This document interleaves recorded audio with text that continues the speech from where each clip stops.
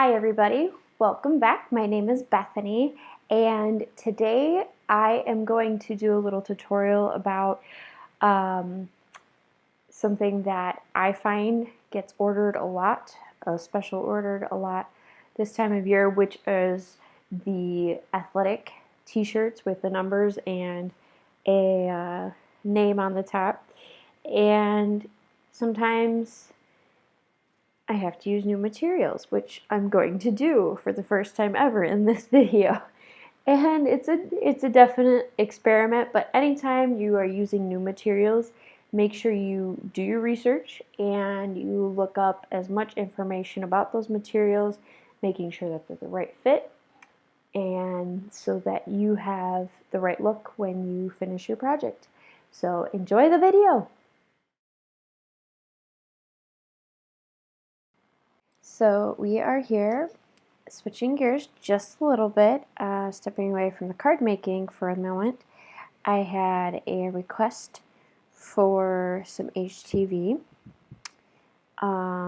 products, and so I am going to try something new that I have never used yet.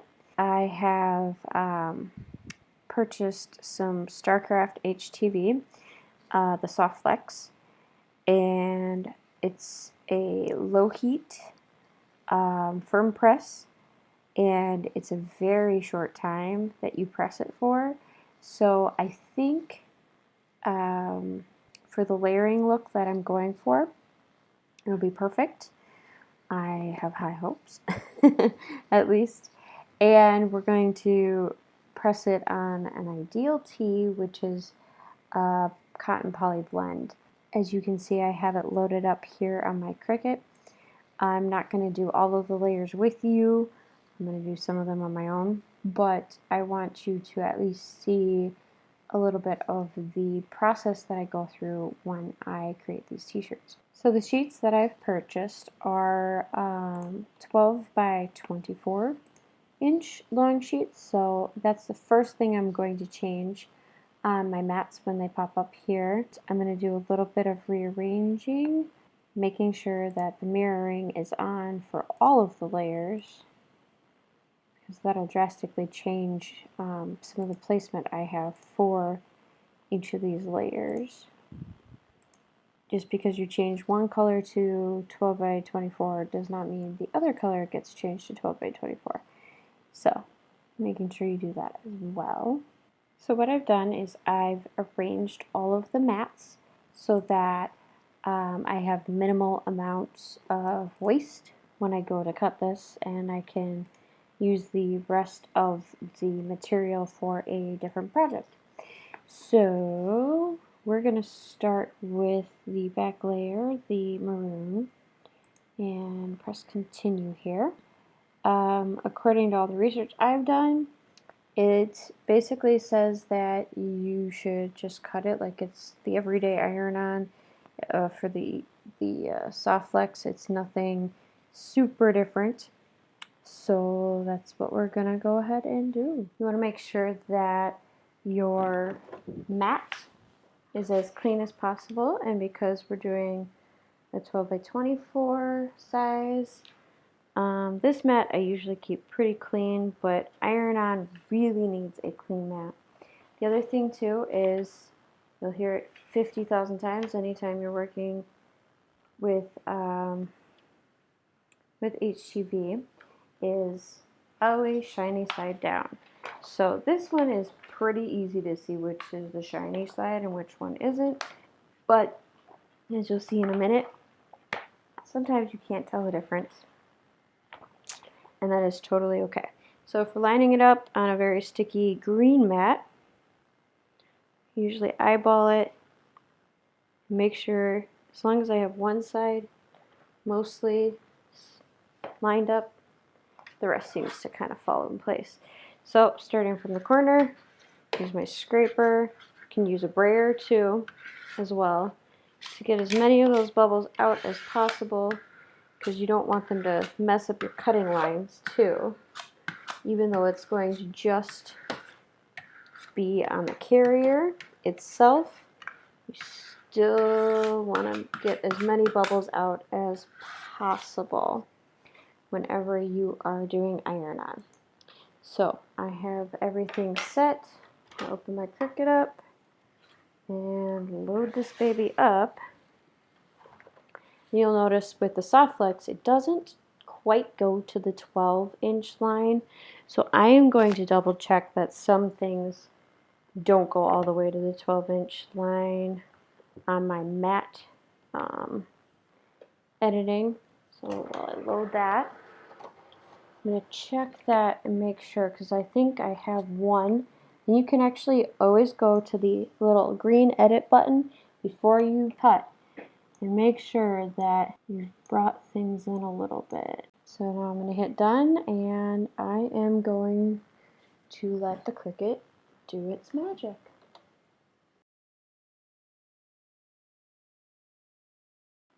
Alright, and we're going to unload this. Now, I've seen a lot of people who like to use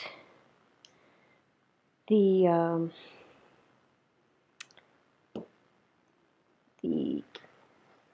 Cricut mats to weed on. I personally don't like it. Ooh, we cut through a little bit.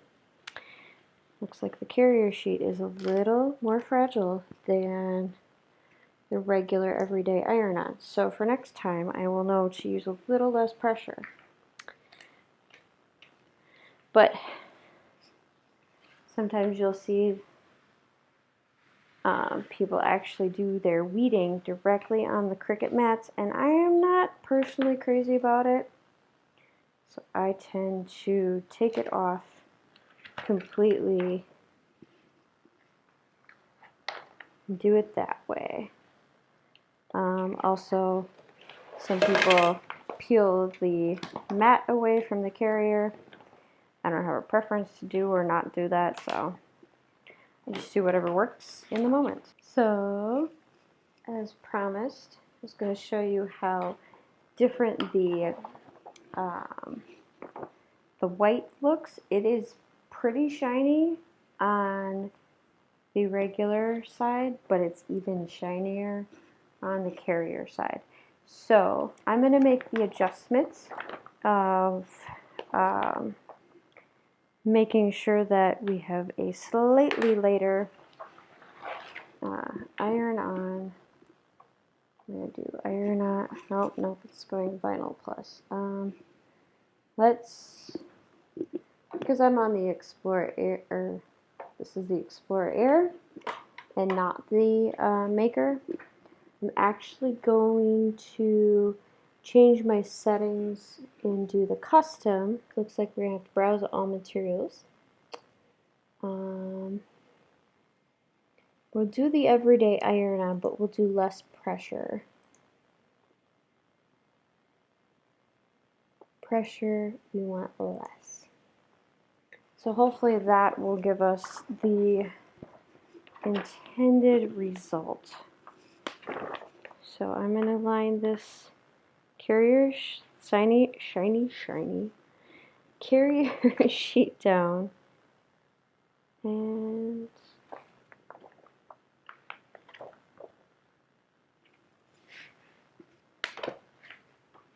you want to make sure if you do peel back, you do it gently, because otherwise you end up with little bubbles like that. Sometimes you can get them out and sometimes you cannot, which is frustrating, especially if it ends up being in the middle of your work.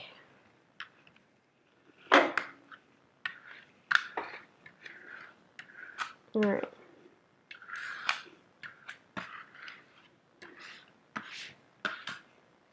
And like I said before, just make sure that you're at about 11 inches and 3/4 for your cutoff and not going all the way to the edge of the guide.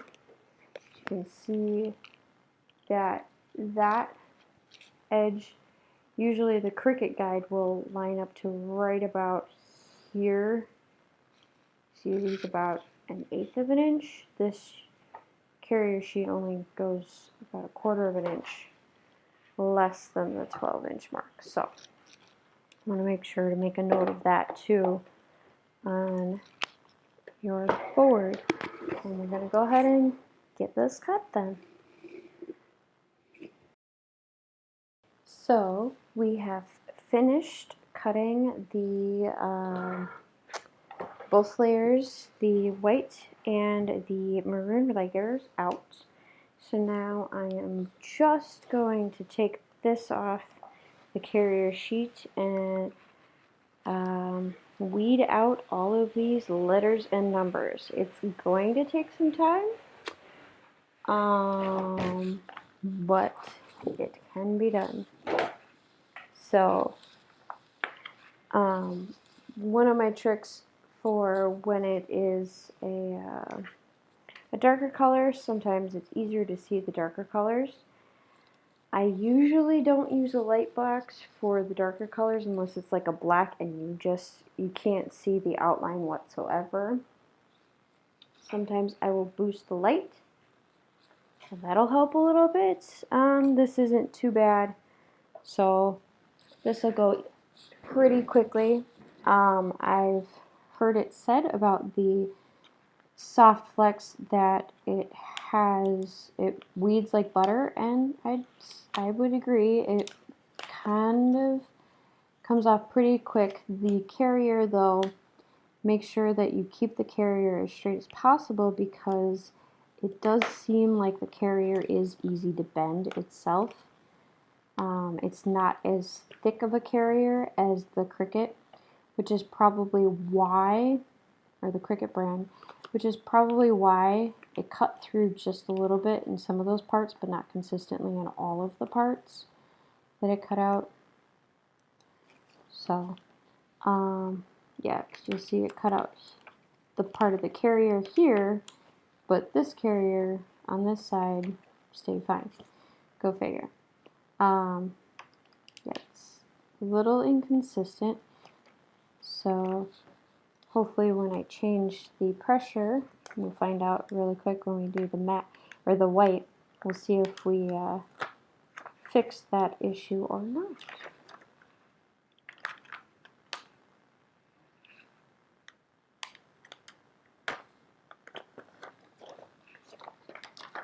And other people, I've heard comments that they don't know where to start from weeding.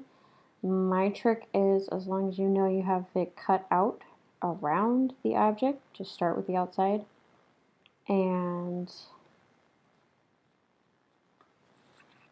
look for the next line in, which would be that. The other thing too, I heard about this type of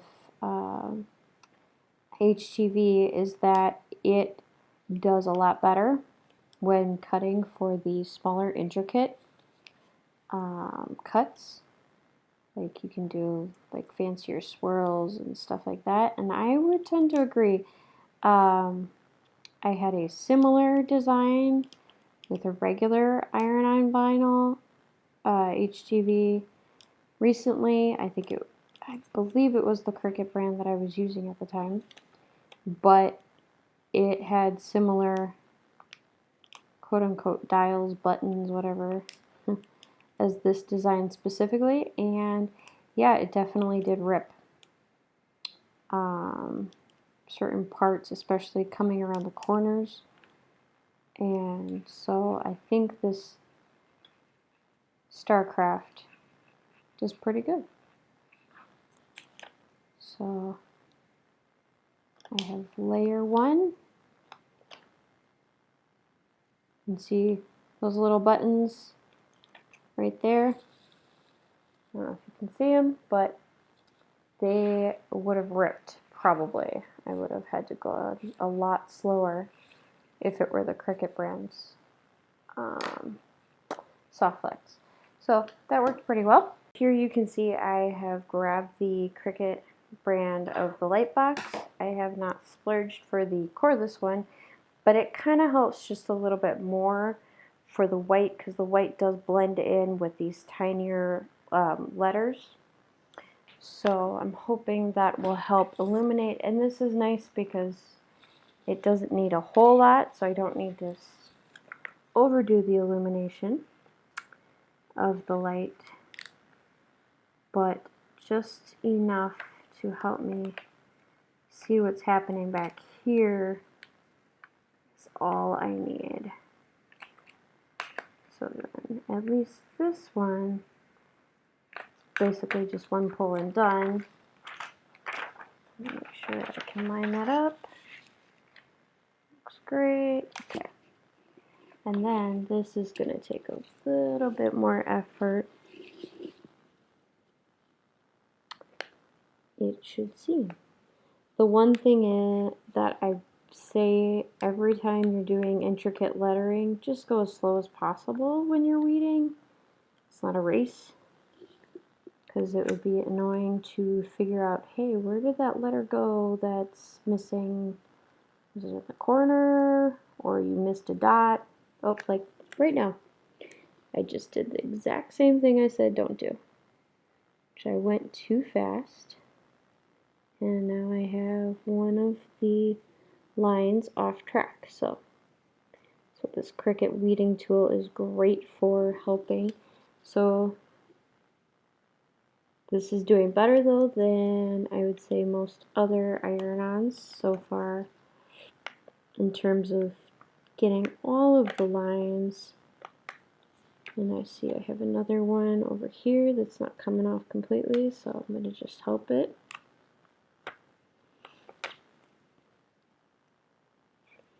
Yeah.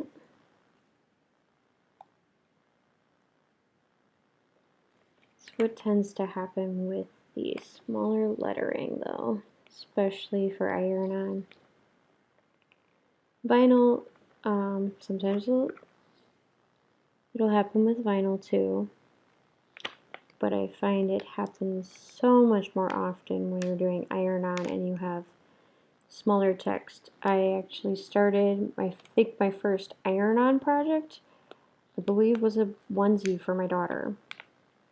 And I learned really quickly, the bigger the text probably is the better choice, because I kept losing the dots and the eyes.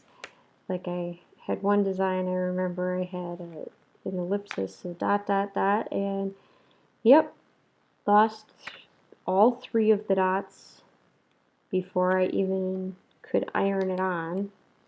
So I had to reprint the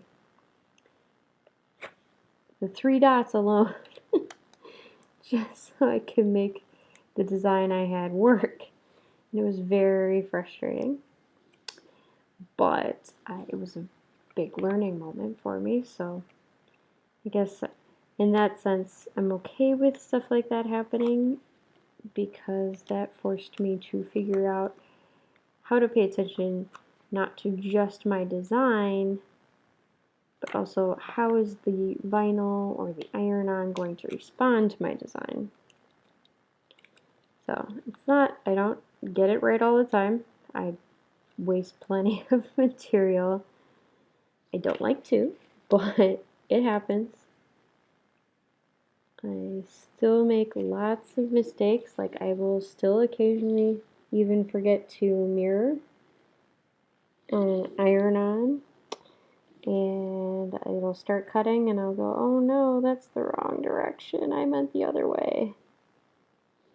I usually don't get very far unless I'm, I start the cut and then I leave. I usually don't get too far into the cut before I realize what I've done, but it will still happen, especially with custom orders when you're not paying attention. Now that I have everything weeded out, I can place it on my my t-shirt here. And like I said before, it's an ideal tee. It came from Jiffy Shirt. I like how quick they are generally when it comes to getting me my products, so I like to use them as much as possible. So for this specific type of HTV, The recommended setting for degrees is 285. The recommended time is 8 to 10 minutes. Or, sorry, 10 minutes. Whew, I need sleep. 8 to 10 seconds. And the pressure should be medium to really hard. So I'm using a Cricut Easy Press, one of the originals. So I've let that preheat and I've ironed out as much as possible. Sometimes if I see lint, I'll actually use the lint roller. For this though, looks like I don't really need it. And so one other thing too is that this design, the inside fits within the outside, so I don't have to do two separate presses for the front at least. But I want to make sure it's as lined up as possible. And I picked up these nice little they're just basically a plastic alignment thing. I got them off of a special on Amazon and really liked them. So because it's a single press though, you just want to do it the one time and be done. So let's put some firm pressure on that.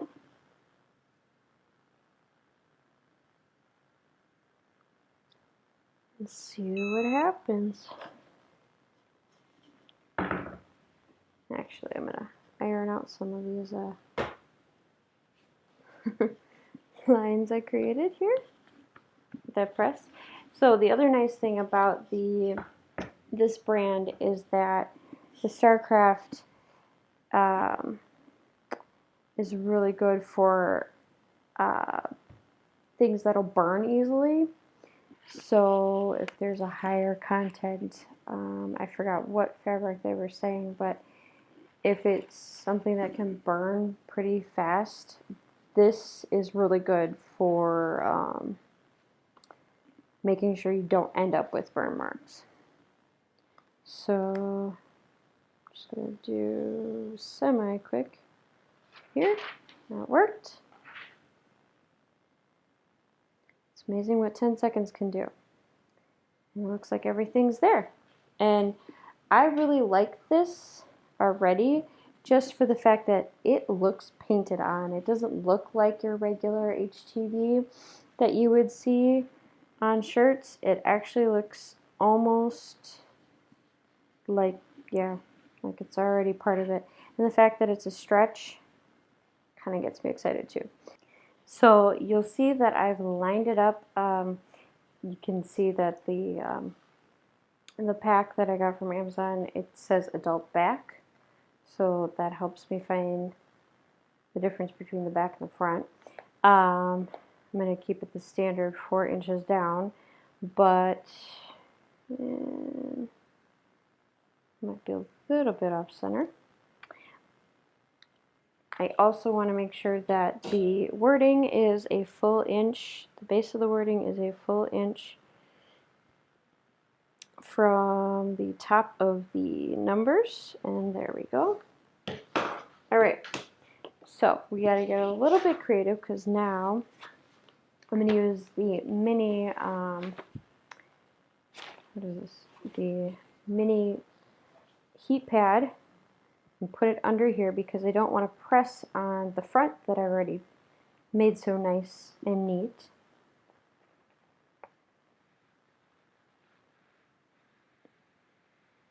Don't want to accidentally overdo it and then all of a sudden the front lettering starts peeling off and I'm going, well, what's going on?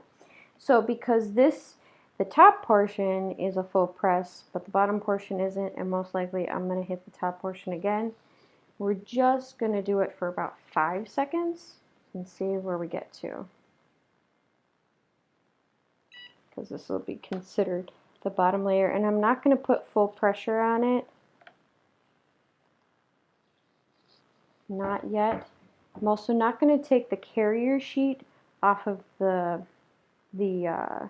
top lettering here, but I will definitely take, yep, this should be good. take the carrier sheet off of this. Now the other thing too is gotta definitely line this up as evenly as possible. And really eyeballing it, but looks pretty good. I'll just double check with my Cricut ruler here. I like the Cricut brand for the ruler because it just that little bit of extra sturdiness that I never seem to find from another brand.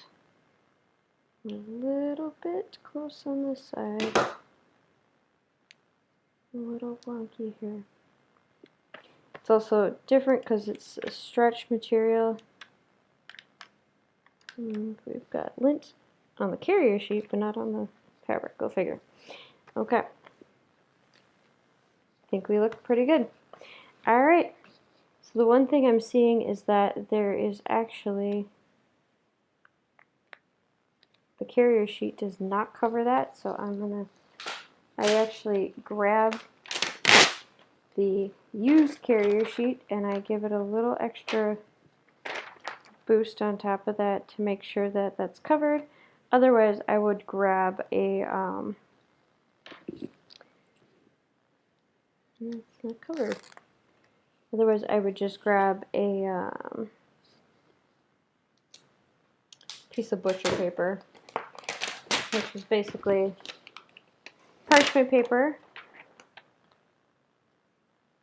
Alright, so making sure that that back layer is fully covered, that I'm not melting it. Alright, and then this I will do for the full time, because it is the final layer. If I had another layer to add, I would do another partial time again. But this is for the full time and full pressure too.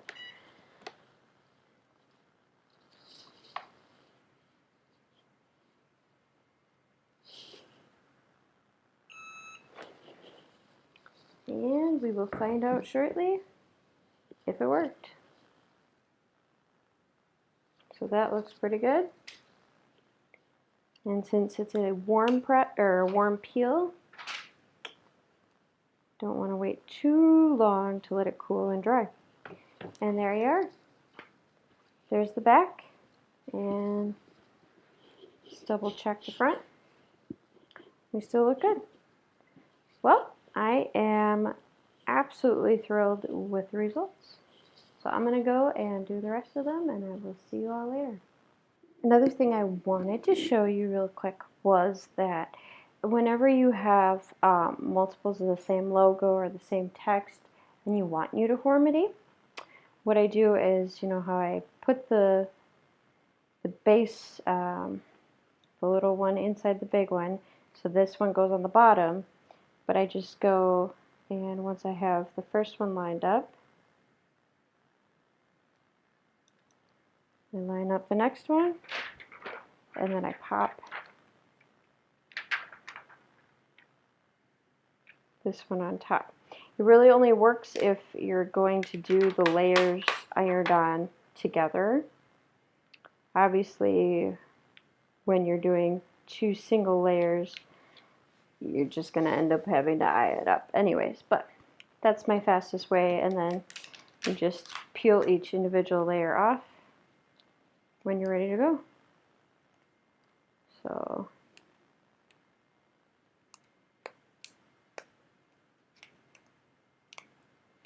here's my next layer. I've got 3 of them going. So now they'll be ready to go, and they're all the same. So I hope you learned a lot, just like I did recording this. But this was the end result of the t-shirt front with that insert in the middle, and then the backs, which I think worked out really well. I love the softness of this material. I love the flexibility of the actual iron-on. It really does look like it is not a regular iron-on. So I would go with the StarCraft HTV SoftFlex. I think it'll hold up pretty well. It looks like it's going to hold up pretty well.